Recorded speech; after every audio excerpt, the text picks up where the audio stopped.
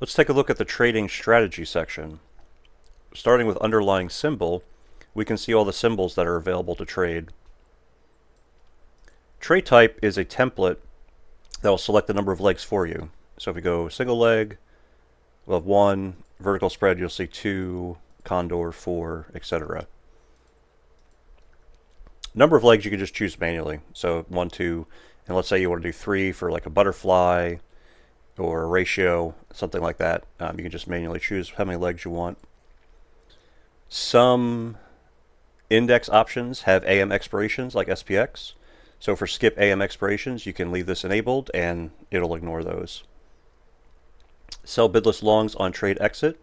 When you stop out of a vertical, you will have most of the time a long wing that's worth nothing at the time. TradeSteward can submit a $5 sell order for those that'll hang out there until they may or may not get filled. But I can tell you, having used this for a long time, these can really add up. Of course, you can just hit disabled and that wing will just sit out there without an order to sell it. Efficient spreads, let's say you sell a vertical and the wing that you buy is $1, but there's closer strikes to your short for the same price. Efficient spreads will move that wing closer to your short, so less risk, less buying power usage, etc. Okay, down in position legs, for strike target, we can see there's a lot of options.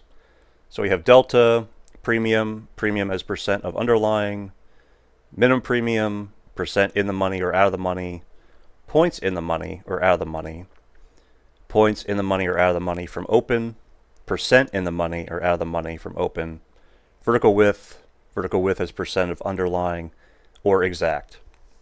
And for more detail on all of these, you can click the tooltip here. This will pop out a new window, and you can read the definitions for all of these. Option type is either put or call, long or short, either buying or selling the wing, and size ratio. Let's say you have you want to do 2 legs, but you want to have 1 put for every 2 calls. You would use size ratio for that. Days to expiration, you could either target an exact DTE, or you can say a target. You say I'd like 7, but no less than 5 and no more than 9. And finally, conflict resolution.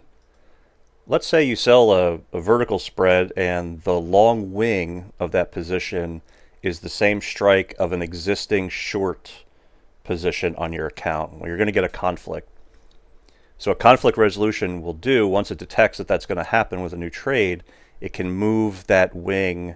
However, it'll move the wing up to the limit you set. So either, say, towards the mark, no more than 10, or away from the mark, no more than 10.